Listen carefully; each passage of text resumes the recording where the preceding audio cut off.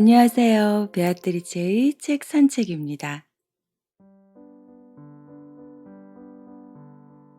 요즘 날도 덥고 그 와중에 마스크까지 하고 다녀야 하니 답답하고 정신도 어질어질하시죠? 오늘은 이 어질어질, 어지럼증에 관한 이야기를 해볼까 합니다. 저는 이 책을 읽으면서 제 어렸을 때 생각이 났어요. 초등학교 때 책상에만 앉으면 그렇게 어지러운 거예요. 그러니 저희 어머니가 제 또 공부하기 싫어서 그런다고 핀잔을 주시곤 했었거든요. 근데 그게 저도 너무 신기한 것이 책상에만 앉으면 정말로 머리가 아픈데 놀면 또 안 아파요. 그러다가 고등학교 조회 시간 때, 저희 때는 월요일마다 운동장에서 전교생이 조회를 섰거든요. 그때마다 제가 매번 픽픽 쓰러졌어요. 엎혀서 양호실로 가기도 하고 조퇴를 하기도 했었습니다. 그러다 결국 저는 조회 시간마다 교실을 지키는 약골 학생이 되었고, 이때서야 저희 어머님이 제가 꾀병이 아니었다는 것을 알게 되신 거죠. 이 이야기를 언급한 이유는요, 누구에게나 가볍게 올 수 있는 어지럼증을 그냥 간과하지 말고 제대로 원인을 찾아 제때 치료를 해야 한다는 말씀을 드리기 위함이었습니다. 오늘 준비한 어지럼증에 관한 이 책을 읽으면서 이런 생각이 들었어요. 누구나 가정에 비상약을 구비하고 계시잖아요? 비상약통 안에 종류별로 약을 채워놓으면 좀 마음이 편안한 것처럼, 이렇게 예를 들면 더 와닿으실까요? 냉장고에 맛있는 음식들이 가득가득 채워져 있으면 든든하잖아요. 그것처럼 각 가정에 이 책을 한 권씩 구비해 놓으시면 든든하겠다는 생각이 들었거든요. 이유는 본문에서 말씀드리기로 하고요. 우선 책의 저자 먼저 소개하겠습니다. 20년 차 이비인후과 전문의, 물론 현직 교수님들이시고요. 서울대, 카톨릭대, 고려대병원의 서울 아산병원까지 일명 잘 나간다는 종합병원의 박사님들이 한 분도 아니고 네 분이 함께 써낸 책이니 뭐 더 부연 설명이 필요 없겠다 싶습니다. 한국 최고의 이비인후과 의료진의 책, 어지럼증의 모든 것 준비했습니다. 펴낸 곳은 김영사입니다. 전문의들이 펴낸 책이지만 일단 일반인들이 이해하기 쉽게 쓰여져 있습니다. 게다가 바로 내가, 우리 가족이 겪고 있을 법한 증상들로 이루어져 있습니다. 책의 내용 잠깐 볼게요.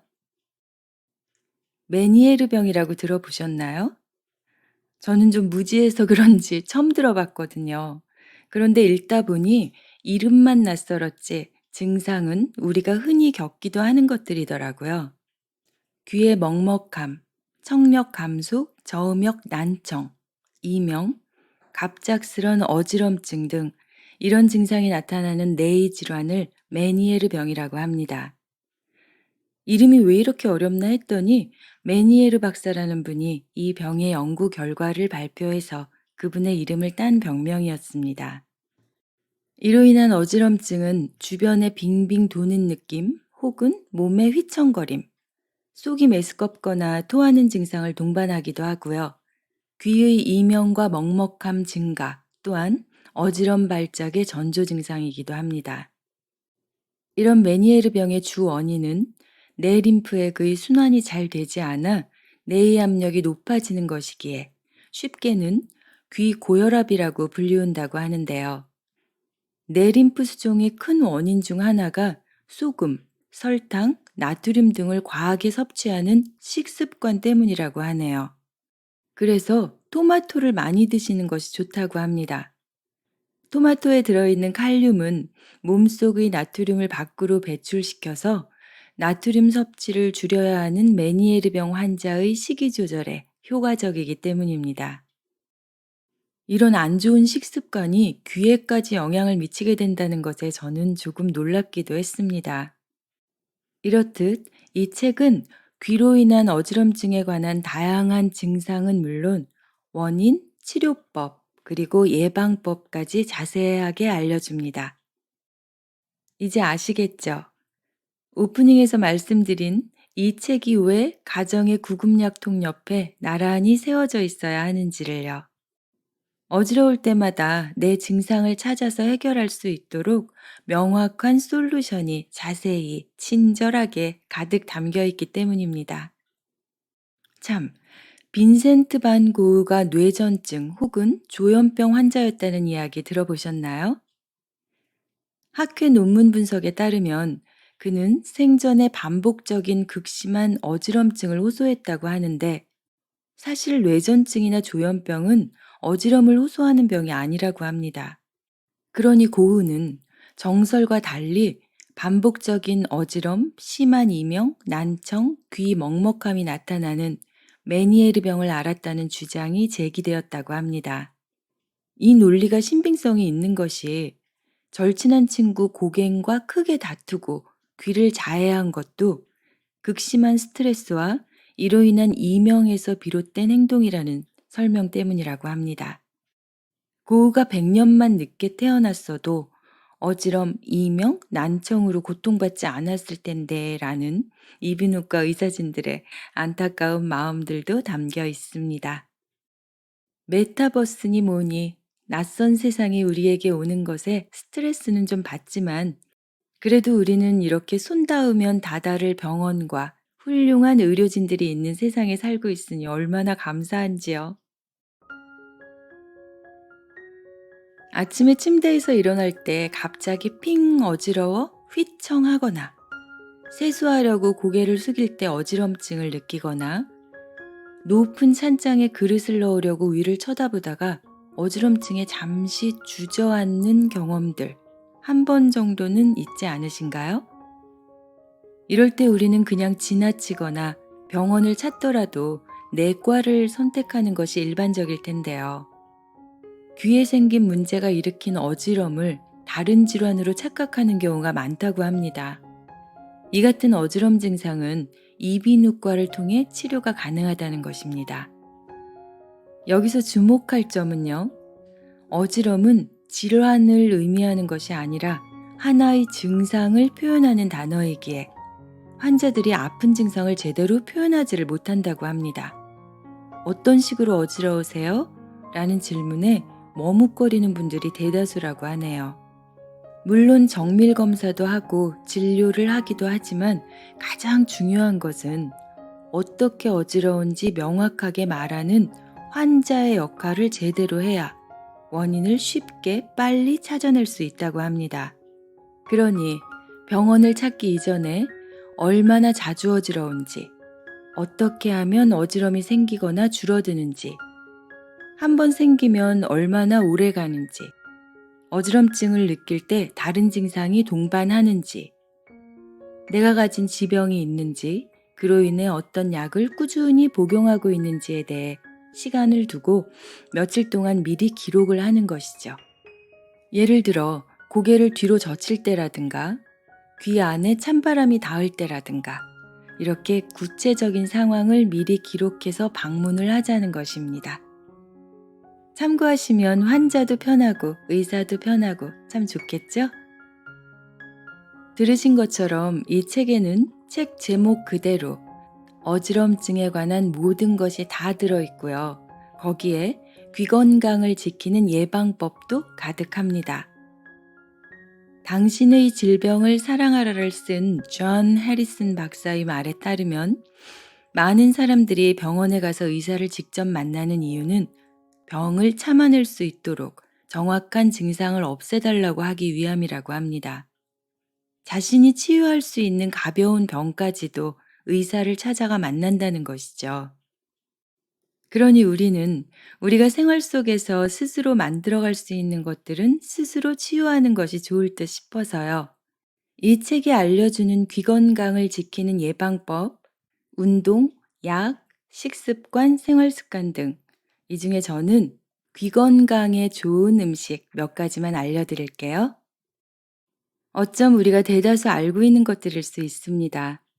그러니 결국 이런 사소한 습관들을 지키지 못해 병을 얻게 된다는 결론이기도 한데요. 이제부터는 세심히 챙겨보기로 하죠. 귀 건강에 좋은 음식입니다. 앞서 말씀드린 토마토, 브로콜리, 브로콜리가 몸에 이로운 이유는 너무나 많습니다. 귀뿐만이 아닌 눈과 간도 보호하고요. 치아와 잇몸 건강에도 좋고요. 암과 골다공증도 예방하고요. 혈압과 콜레스테롤 수치도 낮추고요. 호르몬 균형도 맞춰주고 그 외에도 너무나 많은 이점들이 많아서 밥그릇에 브로콜리를 담아야 할 판입니다. 계속해서 견과류, 콩, 밤, 바나나입니다. 바나나는 근육 경련을 예방하고 혈액순환에 도움을 주기도 하죠. 그리고 고칼슘 함유 음식입니다. 이석증의 원인 중 하나가 골다공증이기도 하기에 뼈 건강에 좋은 달걀, 시금치, 우유, 두유 등이 있고요. 마지막으로 적당한 카페인입니다. 이건 좀 놀라우시죠?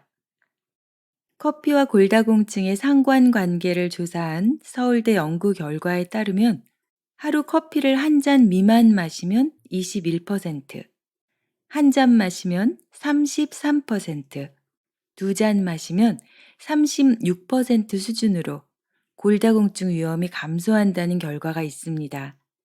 그러니 적당한 카페인이 뼈 건강에 좋고요. 무엇보다 적당한 운동과 적당한 햇빛을 쬐는 것도 기억하시면 좋을 것 같습니다. 저는 이 책을 읽으면서 모르고 있던 것들을 알게 된 게 몇 가지 있는데요. 귀의 치료에도 재활 운동이 있다는 것도 참 생소했어요. 또 예방법에 있는 운동들과 음식들을 보면서 결국 우리의 몸은 모든 것이 다 연결되어 있다는 것을 새삼 배우게 되었습니다. 여러분, 귀가 왜 두 개인 줄 아세요? 저는 한쪽 귀로 듣고 안 좋은 소리는 한쪽 귀로 흘려보내라고 두 개 있는 줄 알았거든요. 근데 평형 담당 기능 때문이라고 하네요. 그 평형 담당 기능까지 설명하기는 너무 길어지니 구급 책으로 구비하셔서 한번 꼭 읽어보세요. 이렇게 모르는 것들을 하나씩 알아가는 재미도 있습니다. 특히 노인이나 어린아이들이 있으신 가정에서는 정말로 구급약처럼 요긴하게 잘 쓰이실 것 같아 거듭 말씀드렸습니다. 더불어 참고로 이 책의 저자이시기도 한 안중호 교수님의 유튜브 채널이 있습니다. 저도 교수님의 열혈 독자이기도 한데요. 독자분들의 귀에 관한 질문에 일일이 친절하게 답해 주시더라고요. 혹시 궁금한 점들 있으시면 한번 찾아가 보세요. 다시 조여오는 변이 바이러스 앞에 스트레스가 좀 많으시겠지만 그럴수록 우리는 건강을 잘 지키고 많이 웃었으면 합니다. 좀 실없는 사람처럼 보이면 어때요? 그냥 막 웃자고요. 웃다 보면 좋은 일이 더 많이 생길 겁니다. 천국이 뭐 따로 있나요? 재미있는 책 읽으면서 소소한 문장 하나에 마구 웃는 것. 그렇게 웃을 수 있는 내 마음이 바로 천국입니다. 삶을 변화시키는 15분의 기적. 베아트리체의 책 산책이었습니다.